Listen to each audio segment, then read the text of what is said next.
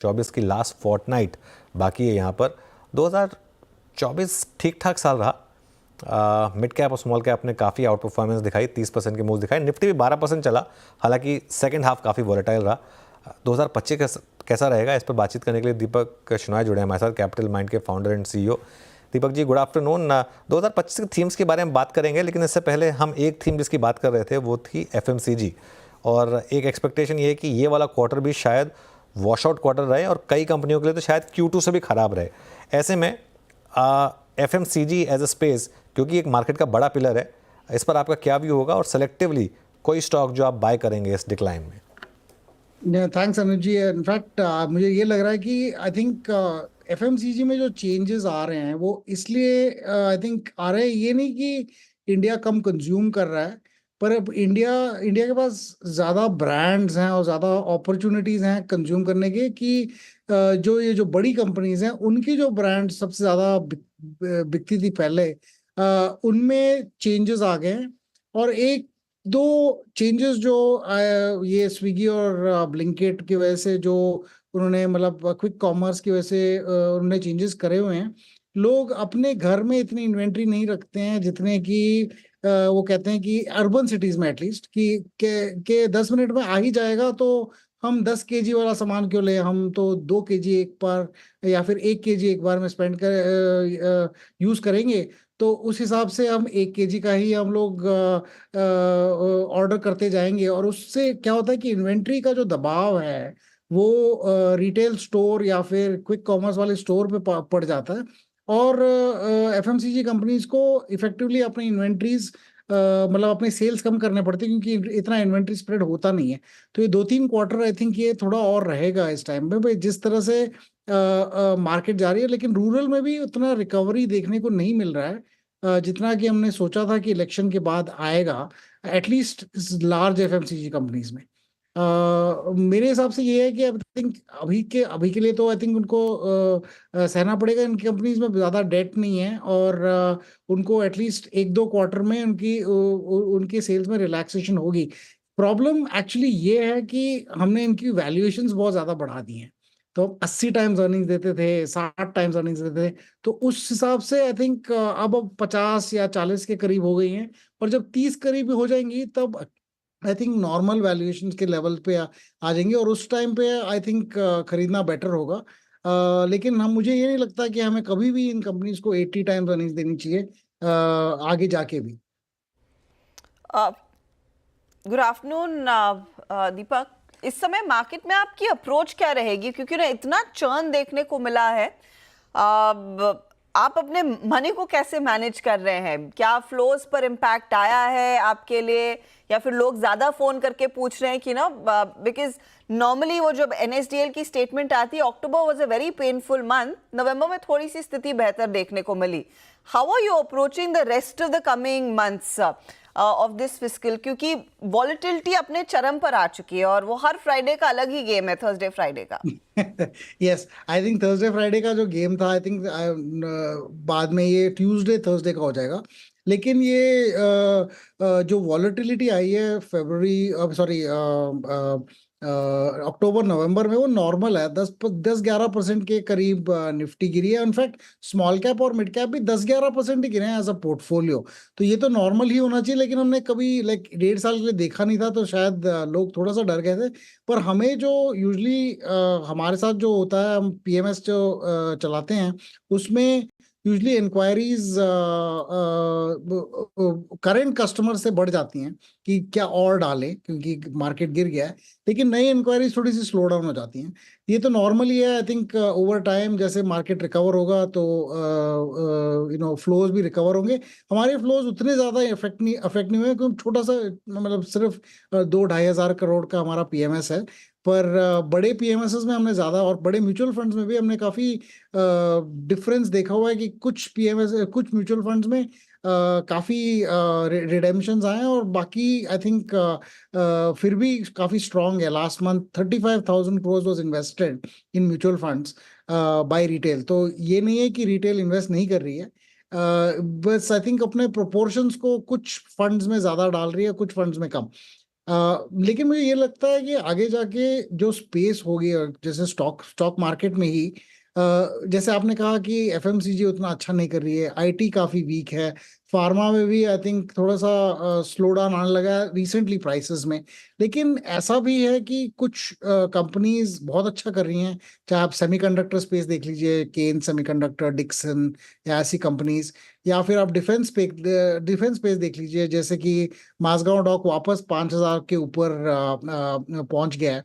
तो ऐसे पॉकेट्स हैं जिसमें आई थिंक अभी भी काफी स्कोप है आगे जाने की, क्योंकि गवर्नमेंट के अगर ऑर्डर्स या फिर रूल्स चेंज हो गए जहाँ की ऐसी कंपनीज को बेनिफिट आगे जाके मिलेगा, तो इनकी जो करंट मार्केट कैप्स है उससे कई ज्यादा वो लोग ये कंपनीज परफॉर्म कर सकती हैं इन terms of longer term performance. और हमें वो भी ध्यान देखना चाहिए कि हम आज के रेट में कल के लिए इन्वेस्ट नहीं कर रहे हैं, 2-3 साल या 5 साल आगे के लिए इन्वेस्ट कर रहे हैं। तो हमें वो देखना है कि वहां कहाँ जाएगा। उसमें मुझे एफएमसीजी या फिर करंट आईटी कंपनीज में भी ज्यादा होप नहीं है, लेकिन ऐसी सेमीकंडक्टर्स या डिफेंस या मैन्युफैक्चरिंग कंपनीज में ज्यादा होप है। तो मेरा फोकस ये होगा कि 2025 में वहां वाली अपॉर्चुनिटीज हम ढूंढें, ना कि पुरानी जो एफएमसीजी वगैरह कंपनीज हैं। अच्छा, ये बहुत एक मैं सिर्फ आपके फर्स्ट सवाल के फॉलो अप में पूछ रहा हूँ। आपने एक बहुत इंटरेस्टिंग बात कही कि हो सकता है हम जो अर्निंग्स देख रहे हैं, हम क्योंकि सिर्फ लिस्टेड कंपनीज की देख रहे हैं, हम कंजम्पशन अभी भी उतनी कर रहे हो लेकिन ऑप्शन ज़्यादा हो गए हैं। उसमें आपने जोमेटो, ब्लिंकिट इनका नाम लिया। अब ये भी लिस्टेड स्टॉक्स हैं, इनमें जो री रेटिंग हुई है जोमेटो में और स्विगी, तो आईपीओ के बाद लगातार स्टॉक्स में वन वे रैली रही। आज तो 600 भी क्रॉस किया इसने। यहाँ पर अभी भी आप बुलिश होंगे क्या, और अगर चुनना हो तो दोनों में से कौन सा चुनेंगे? हम अभी एक्चुअली अनुज जी स्विगी के रिजल्ट्स का वेट करेंगे, नेक्स्ट रिजल्ट्स का, क्योंकि एक रिजल्ट आया हुआ है वो तो इमीडिएटली आईपीओ के बाद आया था। तो यूजुअली 1 क्वार्टर विल वेट कि देखेंगे कैसे चलता है। स्विगी कंपैरेटिवली लोअर कॉस्ट है जोमेटो से इन दैट रिस्पेक्ट, बट छोटा भी है कंपनी। तो आई थिंक इसमें एक स्पेस का भी अंतर है, लेकिन इसमें ये भी है कि इसमें प्रॉफिट ज्यादा नहीं बन रहा है। जिस जिस तरह से एफएमसीजी कंपनीज के प्रॉफिट्स वहां पे कम हो रहे हैं, इट्स नॉट कि यहाँ पे प्रॉफिट उतना बन रहा है, एक्चुअली प्रॉफिट पूल ही कम हो रहा है एक तरह से, क्योंकि जो कॉस्ट्स हैं, इन्वेंट्री के कॉस्ट्स हैं, वो अक्रॉस द एंटरप्राइज स्प्रेड हो रहे हैं। और जोमेटो और ब्लिंकिट तो इन्हीं एफएमसीजी कंपनीज के प्रोडक्ट्स बेचेंगी, लेकिन थोड़े से और भी बेचेंगी जो नॉन लिस्टेड होंगी शायद। तो उस हिसाब से मतलब थोड़ा सा प्रॉफिट चेंज होगा, लेकिन I I think overall profitability pool की कमी हो जाएगी। तो इसलिए मुझे ये लगता है कि तो इन कंपनीज को थोड़ा सा वक्त देना चाहिए। जैसे इनकी मतलब अभी जो ग्रोथ है वो लॉन्ग टर्म क्या सस्टेन करती है कि नहीं करती है, एंड इन टर्म्स ऑफ कि जिस तरह से लोग नए प्रोडक्ट्स को लाते हैं, नए फीचर्स को लाते हैं, उस हिसाब से आई थिंक इन जोमेटो और स्विगी में लाइक अंतर होगा थोड़ा सा। प्राइसिंग के हिसाब से स्विगी स्लाइटली बेटर, बिजनेस के हिसाब से I think Zomato is further down, और उनकी प्रॉफिट्स भी बढ़ेंगी इसलिए क्योंकि वो उन्होंने जो 8,000 करोड़ और जो उन्होंने रेस किया हुआ है उसका भी उनको इंटरेस्ट इनकम आएगा, वो काफी उनके बॉटम लाइन पे इम्पैक्ट होगा। तो I think business wise Zomato slightly better, but हमारे पास दोनों में कोई पोजीशन नहीं है अभी। ओके, अच्छा एक काम करिए एक बार निफ्टी ऑटो लिखा है स्क्रीन पे। दीपक जी, मेरे ख्याल से बीते 20-25 दिन के इंटरेक्शंस में हमें बहुत बहुत बहुत कम इंटरेक्शन हुआ है हमारा ऑटो पे।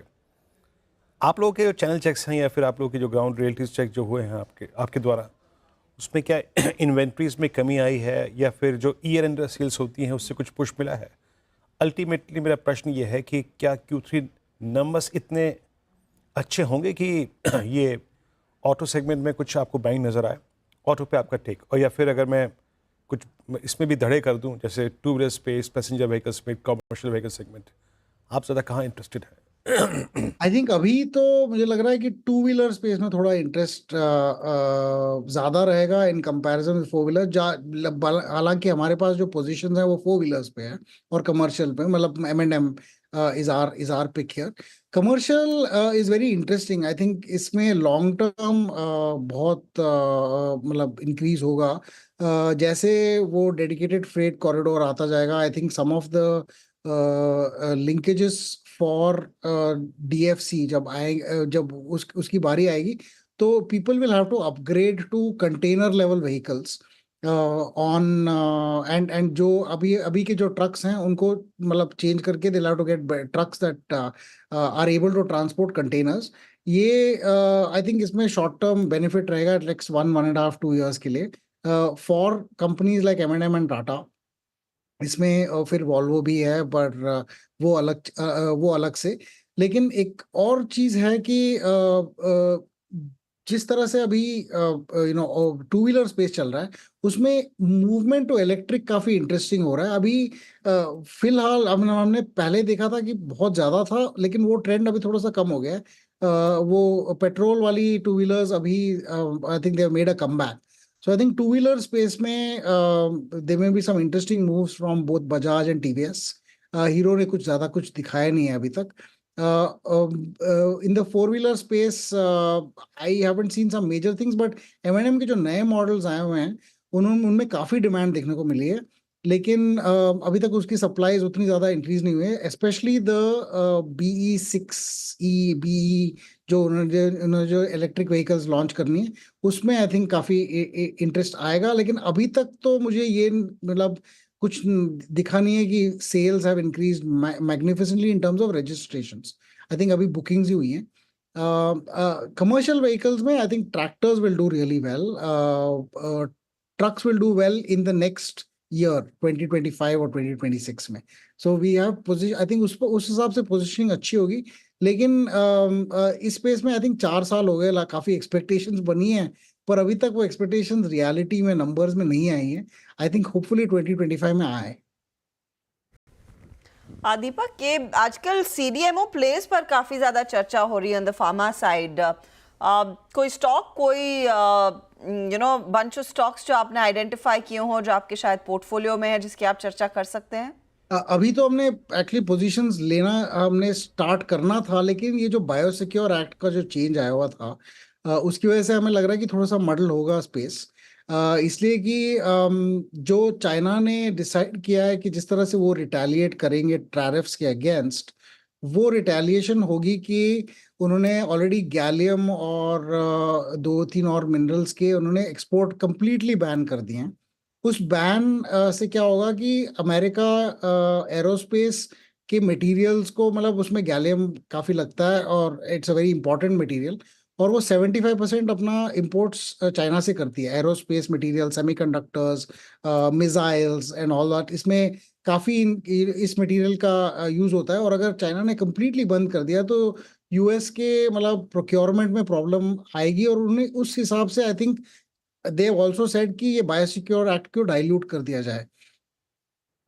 जिस रीजन से काफी CDMO कंपनीज इंक्रीज हुई थी उनके प्राइस में रिसेंटली, उस रीजन का आई थिंक थोड़ा सा डाइल्यूशन हो गया, और अभी लेकिन पक्का भी नहीं है कि कहाँ तक जाएगा।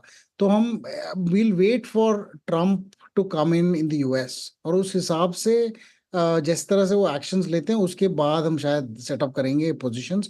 But right now not very interested in the pharma space because of the uncertainty. मतलब जब पता है आपको कि एक और महीना ही है, तो एक महीना वेट कर लेते हैं, देखते हैं क्या होता है आगे।